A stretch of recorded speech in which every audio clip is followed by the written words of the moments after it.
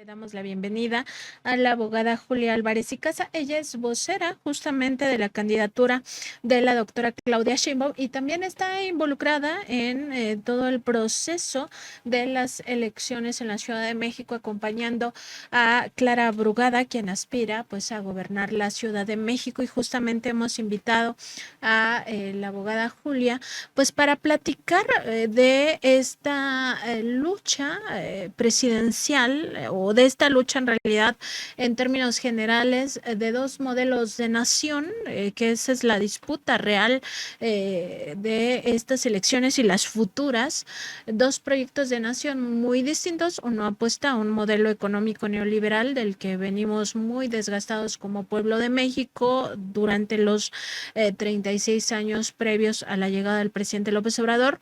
Traemos una trayectoria de un poquito más de 5 años con el presidente López Obrador, que ya nos da una idea de qué es el humanismo mexicano y de qué potencial se tiene con este humanismo mexicano. Y hay desesperación. Julia, buenos días. Hola Nancy, ¿qué tal? Buenos días. Muchas gracias por la invitación y mucho gusto estar en este espacio de periodismo informado y responsable. Hay desesperación, decía yo, Julia, pero en el sector del conservadurismo, sobre todo en el ámbito federal o con miras a lo presidencial, vemos a dos dirigentes, el del PRI y el del PAN, ya pues, prácticamente mintiendo que van a quitar sus plurinominales con tal de que el candidato de Movimiento Ciudadano, Jorge Álvarez Maínez, se baje de la contienda. Vemos también al principal o líder moral, Claudio X González Guajardo, pues diciendo que ya no importa que no se gane la presidencia, pero hay que ganar el resto de posiciones, es decir, vamos contra el plan C. ¿Qué es lo que está en disputa? ¿Qué están viendo ustedes desde la campaña de la doctora? Sí, pues como ella lo dijo ayer muy bien, lo que vemos es que ya se dieron por perdidos. La verdad es que ellos mismos se confesaron, ¿no? Evidentemente, aunque hayan querido simular con sus encuestas pagadas de Massive Caller y esas, evidentemente están en un segundo y tercer lejano lugar y están desesperados por ver cómo supuestamente suman votos para disputarle o para menos acercarse, porque la verdad es que están ya muy, muy lejos. Las últimas encuestas posicionan a Claudia ya 2-1 versus Xochitl Gálvez y de un lejos tercer lugar todavía aún más de Maínez, ¿no? Aún así es sorprendente que sí, la verdad es que Álvarez Maínez tiene razón en el sentido de que sí se ha ido acercando al segundo lugar y que por ahí en algún momento se están disputando el segundo lugar, ¿no? Y eso habla del crecimiento de Álvarez Maínez y de la debacle de Xochitl Gálvez.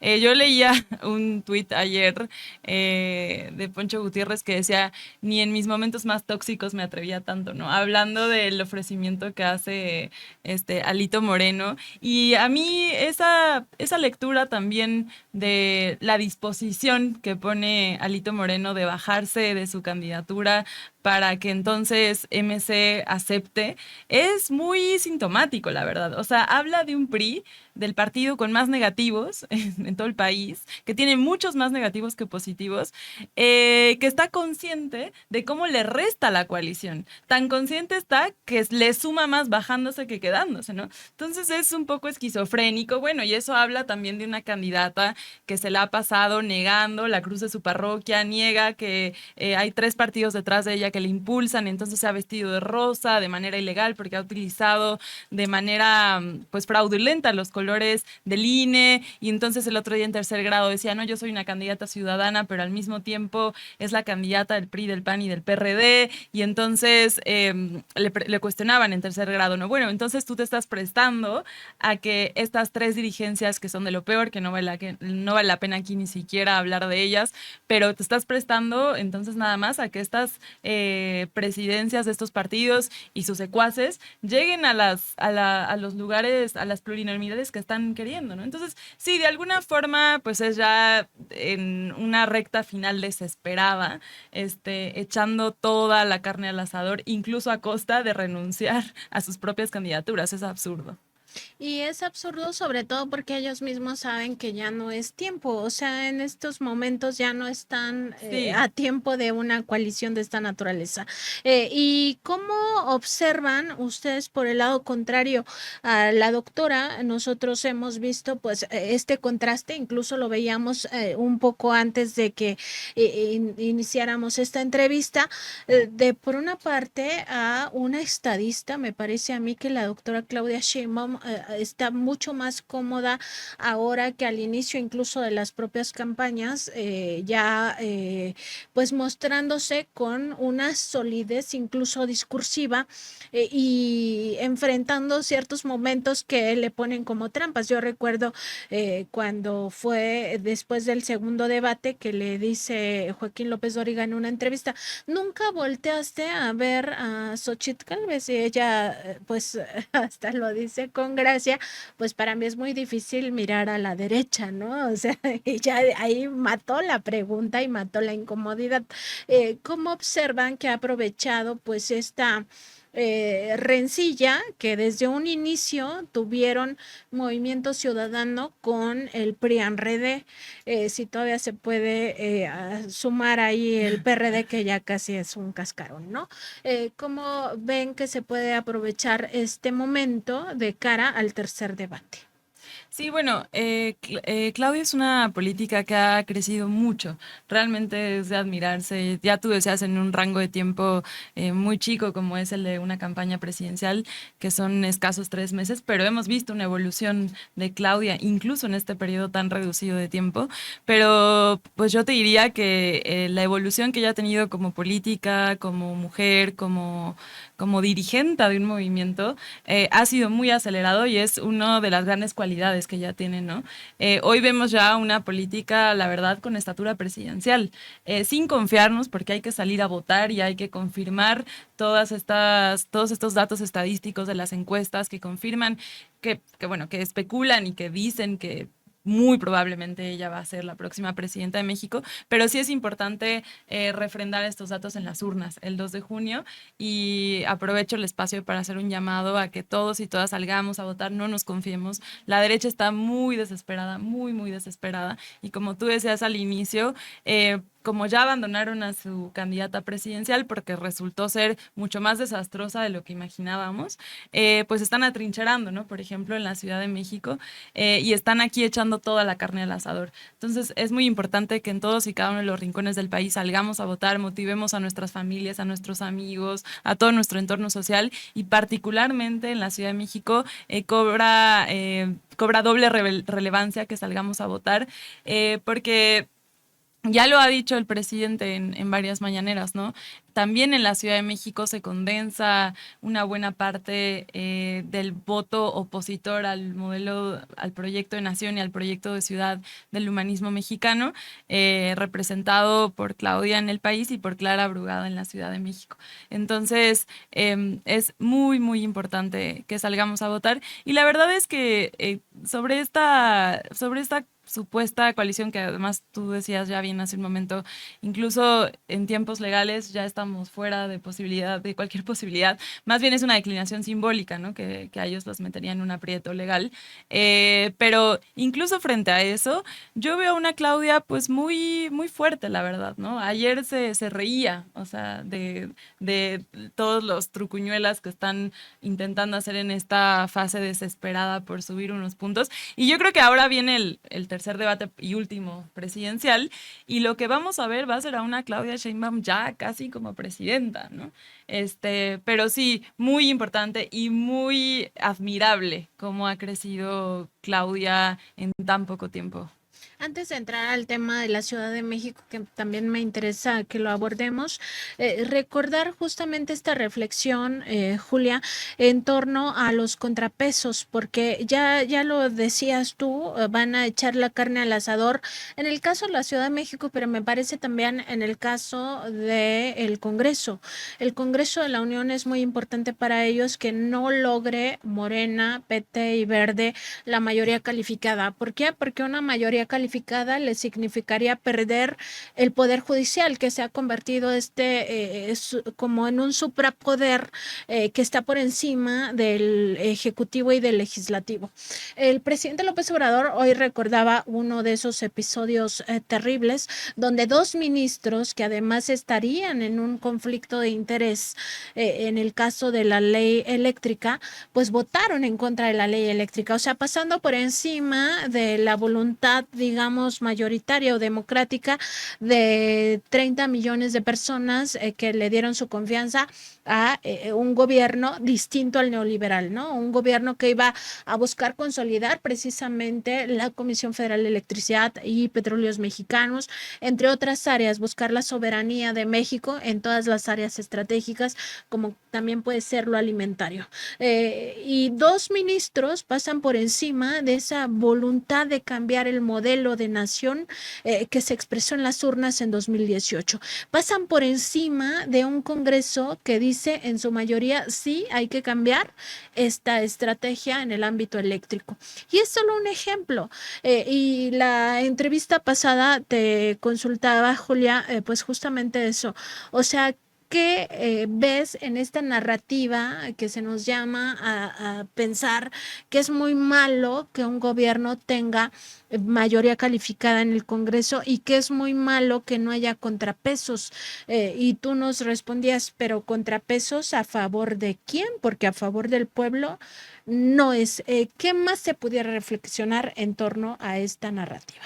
Sí, qué bueno que lo dices, porque parte de la importancia de salir a votar este 2 de junio y refrendar el compromiso con el proyecto del humanismo mexicano atraviesa por la importancia de efectivamente llevar a cabo el plan C, ¿no? Que es tener, como bien dices, mayorías calificadas en los congresos locales y el federal para poder realizar las reformas necesarias constitucionales, particularmente que necesitan mayoría calificada en nuestro diseño institucional constitucional, para poder hacerse. Entonces es muy importante y esta idea de los contrapesos que está en el aire siempre es una pregunta que incluso en los sectores más progresistas se cuestionan si vale la pena por ahí meter alguna especie de contrapesos en los congresos para que Morena no tenga mayoría total, ¿no?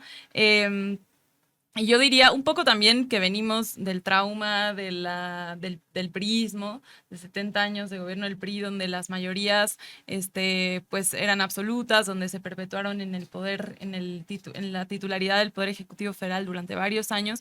Entonces, creo que también eso ha marcado un poco nuestra historia y nuestra idea de la necesidad de tener contrapesos al poder hegemónico, ¿no? Pero bueno, yo diría hoy estamos en un momento totalmente distinto. Hoy vivimos una democracia real, sustantiva. De hecho, se ha democratizado el país como nunca con Andrés Manuel López Obrador. Andrés Manuel López Obrador hizo realidad no solo la democracia formalista electoral, sino hizo realidad la democracia sustantiva participativa y no hizo más que implementar muchas otras reformas, como por ejemplo la revocación del mandato, que la revocación del mandato es la confirmación de que el titular del Ejecutivo decida o no a la mitad de su mandato si quiere el pueblo que continúe o no. Yo pregunto, ¿cuánto nos hubiéramos ahorrado de dolor, de sufrimiento, de muertes, en desapariciones, que hasta hoy seguimos intentando revertir esta tendencia, intentando resolver, si a la mitad del mandato de Calderón hubiéramos dicho ya no queremos que continúe en el cargo, ¿no? Y solo para apuntar y dejar ahí una anotación, justamente, entre otras, queremos mayorías calificadas para que el Congreso Federal pueda sacar el paquete de reformas que Andrés Manuel López Obrador mandó el 5 de febrero de este año y que Claudia Sheinbaum prometió suscribir y defender, ¿no? Y que ya queda pues prácticamente en manos de la siguiente legislatura sacar este paquete de reformas que, entre otras, contempla la reforma, justamente hablando hablando de la revocación del mandato para bajar el porcentaje para que ésta sea vinculante y en efecto pueda la gente decidir si o no continúa el mandato del titular del Ejecutivo. Hay un paquete de reformas muy importante, ¿no? Que tiene que ver con pensiones, con alimentación, con el diseño electoral muy importante de nuestro país. Bueno, ahí está la reforma del maíz transgénico, que como tú sabes es uno de mis temas y de mis luchas. Es un paquete de reformas bueno, todo un tema de pueblos y comunidades indígenas también muy relevante, para los animalistas, en fin, es un paquete de reformas que necesitamos tener mayoría calificada en el Congreso para que sea mucho más fácil sacarlas. Y reitero lo que te dije aquella vez, cuando hablamos de contrapesos, la pregunta es, ¿contrapesos a quién? ¿Contrapesos para qué? Yo te diría, y con esto cierro esta pregunta, Morena y sus aliados pues es una coalición, es un movimiento muy amplio, muy diverso, verdaderamente democrático, donde hay muchas diferencias de opinión también, no hay pensamiento único en el movimiento, ¿no? Incluso con la misma propuesta, hablando temas electorales de los plurinominales, no hay acuerdo único tampoco. Entonces yo digo, mejor sin pensamiento único, discutamos en un marco de entendimiento común qué queremos con esas reformas, pero sí con principios y convicciones básicas comunes. O sea, estamos hablando en un mismo lenguaje. Prefiero eso, la verdad, a disputar con la derecha que entiende, percibe, concibe el país de manera totalmente distinta. Si ese es el contrapeso al proyecto de nación que nosotros estamos gestando, la verdad es que la respuesta es no. O sea, yo quiero contrapesos dentro del propio movimiento que los existen, pero donde haya una posibilidad de diálogo y un entendimiento común básico del país que queremos. Y justo sobre este tema, Julia, ahondar en esta parte que tiene que ver con el Congreso. El Congreso también, particularmente la Cámara de Diputados, discute el presupuesto. Es muy importante entender que hay fuerzas que siempre han estado en contra de un presupuesto humanista, o sea, de un presupuesto que pues ponga por encima de todo el bienestar de las mayorías y además, pues justo, o sea, entender que lo que nos pasó en los gobiernos neoliberales fue distinto a lo que se propone en estas administraciones humanistas, porque también todo apunta a que la tendencia electoral pues sí es que continuará. Sin embargo, no puede continuar de una forma donde le falte una pierna. O sea, ¿cómo va a profundizarse la cuarta transformación o cómo va a tener un segundo piso si el Congreso es un cero a la izquierda o está tomado pues por esta oligarquía que tiene a sus representantes? ¿Cómo ves esa parte? Sí, yo he escuchado una candidata aquí en la Ciudad de México, una diputación local, que le dice, va diciendo en la calle a la gente cuando intenta explicar el plan, les dice, miren, es como si yo me pusiera en un pie un tenis y en el otro pie un tacón. O sea, sería muy difícil caminar de esa forma, ¿no? Es importante que en los dos pies tengamos tenis o tacones, de preferencia tenis, para poder caminar mejor, ¿no? Entonces, en eso consiste el plan C, porque aunque tengamos el Ejecutivo Federal como casi ya 100% seguro lo vamos a tener, es muy importante que ese Ejecutivo Federal, sobre todo en el diseño institucional de México que tenemos hoy en día, donde hay un poder judicial totalmente opositor al proyecto del humanismo mexicano, es muy importante que cuente con un Congreso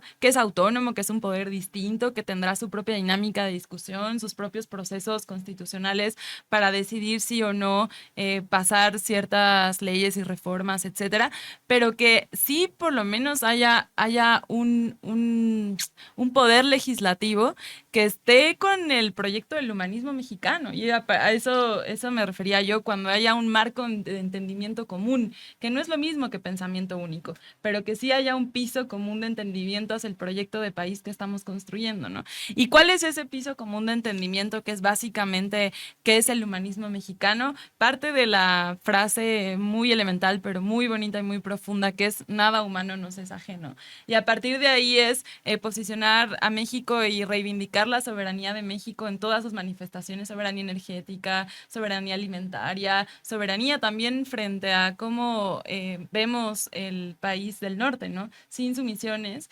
y sin intervencionismo, como estaba haciendo las últimas administraciones neoliberales. También es poner en alto a los más, desfavorecidos, poner al centro a los marginados, a los siempre excluidos. También el humanismo mexicano se basa en la disminución de las desigualdades. Eso es lo que nos mueve. Nos mueve también el profundo amor al pueblo de México y no el odio. Nos mueve también concebir el Estado de manera fortalecer al Estado y no debilitarlo como intentaron las últimas administraciones neoliberales. ¿Y por qué fortalecer al Estado? Porque concebimos al Estado como aquel ente que justamente, entre otros, distribuye de mejor manera la riqueza y ayuda a generar menores desigualdades y a reducir el margen de desigualdades. También nosotros, y de eso se trata el humanismo mexicano, y de eso se trata el Plan C, decimos cero corrupción, cero privilegios, no puede haber ya gobierno pobre, gobierno rico con pueblo pobre, nunca más un avión presidencial como el que se compró Calderón, nunca más. Y eso son parte de, bueno, la paz es producto de la justicia, por supuesto, garantizar derechos como programas sociales que no son dádivas, como lo ha querido hacer ver la derecha. Los programas sociales es una forma de reconocer a la gente que no se encuentra con sus derechos garantizados, por ejemplo, la pensión para adultos mayores, ¿no? Es reconocerle a la gente que trabajó toda su vida y que no tiene derecho por X o por Y a una pensión para vivir dignamente sus últimos años de vida. El Estado le dice, persona que tienes más de 65 años, ten, descansa o por lo menos ten y con esto complementa y vive de alguna forma mejor tus últimos años de vida, ¿no? Entonces, ese es el proyecto del humanismo mexicano, por reducirlo de una manera muy injusta, porque es mucho más que eso, pero y es muy importante que esta visión de país, que esta forma en la que nosotros concebimos el servicio público continúe, y para eso se necesita tener mayorías tanto en el Congreso federal como en los congresos locales. Y justo, bueno, nos decías hace un momento, no confiarse, o sea, no confiarse en que ya todo está ganado, sino salir a votar, salir masivamente. Y aquí yo quería preguntarte, porque esto pasa finalmente por entender que esta oligarquía tiene instituciones capturadas todavía, y lo preocupante es que instituciones no solo como el INAI, sino sobre todo como el INE y como el Poder Judicial de la Federación están mayoritariamente capturadas, es decir, quienes toman decisiones forman parte de esos grupos todavía de forma agazapada, o sea, tratando de timar al pueblo diciéndole que son independientes y apartidistas, cuando en realidad 8 de los 11 ministros de la Suprema Corte de Justicia de la Nación, empezando por su presidenta, forman parte de esos grupos de poderes fácticos, incluso forman parte de esa oligarquía, defienden los intereses transnacionales, defienden los intereses de las corporaciones, y el INE, pues en su mayoría también continúa con grupos muy allegados a Lorenzo Córdoba, y lo que significa Lorenzo Córdoba en una marcha rosa que se decía ciudadana y ahora ya de plano se descara como parte del andamiaje de la campaña de Xóchitl Gálvez.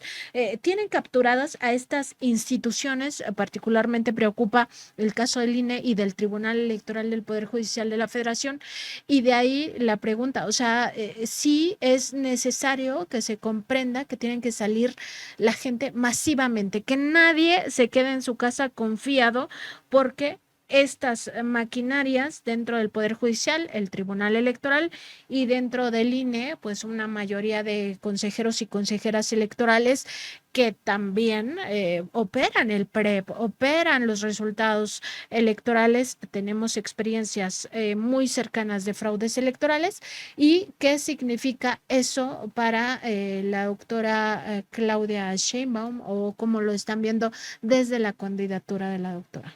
Sí, es muy importante, por todo lo que ya referiste, que sea una votación avasalladora, que sea masiva, que no haya ningún margen de duda de que ganamos la contienda electoral, ¿no? Porque si nos reducimos y la diferencia entre el segundo y el tercer lugar es poca, es ahí donde ellos encuentran una ventana de oportunidad para empezar a hacer sus trucuñuelas, ¿no? Entonces es importante, como pasó en el 2018, que no les quedó de otra. No es que nos hayan regalado el triunfo ni que nos lo hayan concedido de manera muy dadivosa. Por supuesto que ellos no querían que llegara un gobierno progresista como Andrés Manuel López Obrador a la presidencia. Lo impidieron 2 veces pasadas. Fue la tercera la vencida, la que finalmente pudo, con un triunfo avasallador, llegar a Andrés Manuel López Obrador y con él todo el movimiento que lo acompañaba de millones de personas que construyeron Morena a la presidencia. Lo mismo tiene que suceder ahora, ¿no?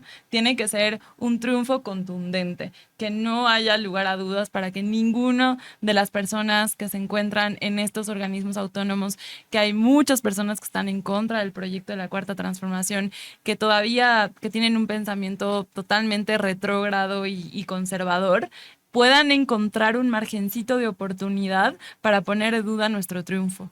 Entonces, es por eso que es muy importante y la doctora lo ha dicho ya desde hace varias semanas, viene diciéndolo en todos los mítines donde va, las reuniones donde se encuentra con la gente, siempre reafirma y solicita que salgamos a votar el 2 de junio, que no nos vayamos a confiar. Y es muy importante que que lo digas, porque es verdad que ya también hay una percepción de triunfo adelantada, ¿no? Como de que ya ganamos, o sea, es indudable.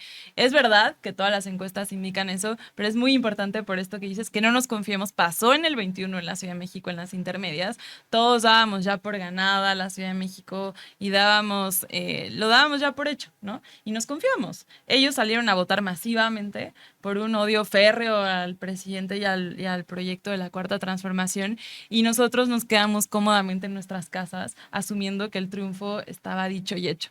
Y pues la sorpresa fue que en efecto quedamos por abajo de nuestros porcentajes de votación que por supuesto tenemos en la Ciudad de México, porque la Ciudad de México sigue siendo una ciudad progresista, sigue siendo una ciudad de izquierda, nada más hay que confirmarlo en las urnas. Claro, y pues también consultarte justo esto de la Ciudad de México. ¿Qué pasa con la Ciudad de México? ¿Cómo está la percepción en torno a estas dos candidaturas que son realmente las que se están disputando este gobierno capitalino, que es por una parte la del PRIAN con Santiago Taboada y lo que significa todo su presunta relación con el cártel inmobiliario, y por otra parte una candidatura humanista como la de Clara Brugada, que busca pues aumentar esta pues búsqueda de mejorar la vida de las personas en situación de pobreza? Sí, en la Ciudad de México nos estamos enfrentando en esta contienda electoral a uno de los peores grupos políticos que puede haber en la oposición. El grupo que maneja el PAN de la Ciudad de México, que se hacen llamar los Ocean, el cártel inmobiliario, los quintetos, tienen muchos apodos para llamarse entre ellos. Son 5 personas lideradas por Jorge Romero, diputado federal del PAN, que se han intercambiado entre ellos la administración de la Benito Juárez desde hace ya algunos años. Y este grupo político tiene prácticas de operación de lo más mafiosas. O sea, son mucho más parecido a un grupo de la mafia que a un grupo político digno de tener y de representar a un sector en esta contienda electoral. Por decir algunas cosas para caracterizarlos, nada más para que entendamos a quién nos estamos enfrentando en la ciudad.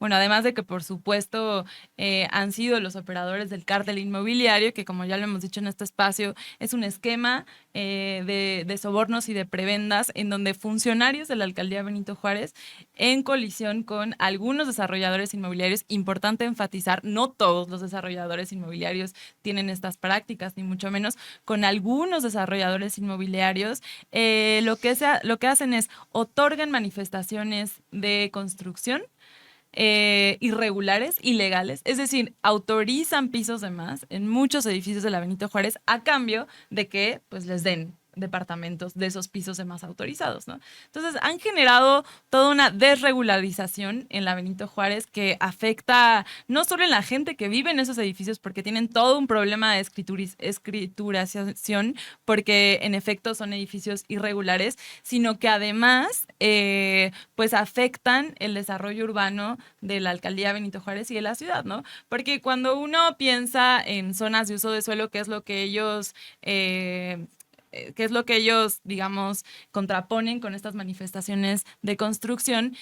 Las zonas de uso de suelo de la Ciudad de México están pensadas en función de cuánta agua puede disponer ciertos espacios de la ciudad, cómo se puede planear, por ejemplo, la movilidad, ¿no? Cómo se puede planear los servicios urbanos, básicamente, en función de la densidad poblacional. Entonces, cuando estas personas Lo cambian. lo pervierten, lo cambian, pues cambia también la lógica de funcionamiento de la ciudad, ¿no? Y ahora que estamos teniendo tantas afectaciones de agua, pues una buena parte de estas afectaciones deriva de esta forma irregular de crecimiento de la ciudad. Además del enriquecimiento ilícito, ellos han embolsado casi 7,000 millones de pesos, o sea, se han enriquecido, lo que el presidente dice todo el tiempo, ya nunca más la frase de político pobre es un pobre político, bueno, ellos la enaltecen y la hacen lo más grande del mundo, ¿no? Se han enriquecido a costa del servicio público y con esto cierro el tema del cártel inmobiliario. Ya hay 11 funcionarios de la alcaldía Benito Juárez y exfuncionarios de la alcaldía Benito Juárez vinculados al proceso, algunos prófugos de la justicia, pero varios de ellos, no solo lo digo yo, no lo dices tú, no lo dice Morena, no lo dice Claudia, no lo dice Clara, o sea, ellos han reconocido su responsabilidad y han reconocido que en efecto este esquema de sobornos existe y tan lo han reconocido que ya le devolvieron a la Ciudad de México 60 inmuebles producto de este cártel inmobiliario. Y todavía falta que devuelvan varios más porque hay por lo menos 133 inmuebles involucrados y cada vez salen más, salen más. Esta semana salieron otros 71 que probablemente sean parte de este esquema de corrupción. Entonces, imagínense ustedes que este grupo político que entiende el servicio público para enriquecerse ellos mismos y a sus familias, quieran llegar a gobernar la Ciudad de México, ¿no? Bueno, además tienen entre ellos prácticas como a Jorge Romero, por ejemplo, se refieren a él como el Führer, ¿no? Haciendo algunas alusiones neonazis. Eso es un grupo de golpeadores. Muchos testimonios de expanistas que formaban parte de este grupo han testificado cómo se refieren entre ellos, cómo tienen cooptado a la militancia del PAN en la Ciudad de México. Son un grupo absolutamente violento, absolutamente machista, por decirlo menos, ¿no? Porque es corruptísimo. Entonces, pues sí, en la Ciudad de México nos estamos enfrentando a un grupo tremendo. Y por el otro lado tenemos a Clara Brugada, que además lo hizo muy bien en este tercero, perdón, y último debate chilango, porque a pesar de tener a esta persona que además cada vez está más agresivo, cada vez está más violento, ella se mantuvo en estatura de jefatura de gobierno, ella tiene muchísimas propuestas, ella toda la inversión, gobernaron dos alcaldías al mismo tiempo. Ella se desbordó en hacer obra pública en favor de la gente y él se desbordó en hacer obras a favor de él y sus cuates. O sea, tenemos ahí ya claramente el contraste de dos proyectos de ciudad con estos ejemplos muy palpables. Y bueno, afortunadamente en la Ciudad de México también vamos arriba en las encuestas. La gente de la Ciudad de México, con la provocación del presidente de todas las mañanas de la ciudad, se está derechizando todavía, es de izquierda, todavía es una ciudad progresista, pero definitivamente no es un día de campo como la contienda nacional con Claudia. Entonces, por eso es muy importante y hay que tener doble compromiso en la Ciudad de México para salir a votar y refrendar el proyecto de la Cuarta Transformación. Claudia hizo una gestión fantástica en la Ciudad de México. Avanzamos muchísimo en materia de seguridad. Por ejemplo, cuando ella llegó al gobierno estábamos en 6 homicidios diarios. Cuando ella salió del gobierno estamos en 2. Queremos llegar a 0, por supuesto, pero bajar de 6 a 4 en 5 años es una gestión admirable y una gestión maravillosa que muchos analistas expertos en seguridad pública lo han dicho. Además, bueno, avanzamos en derechos, avanzamos en la tecnificación y en la tecnología detrás del gobierno de la ciudad. En fin, hay todo un avance en la Ciudad de México que solamente puede continuar. La Ciudad de México, y perdón, con esto termino, es la ciudad de los derechos y las libertades, ¿no? Y eso ha sido gracias a la izquierda que ha gobernado esta ciudad los últimos 27 años, con un paréntesis ahí que nos metió en un atropello en los últimos 6 de Mancera, pero antes y después de él, la Ciudad de México es una ciudad de izquierda y Clara va a hacer un papel fantástico, pero hay que salir a votar el 2 de junio.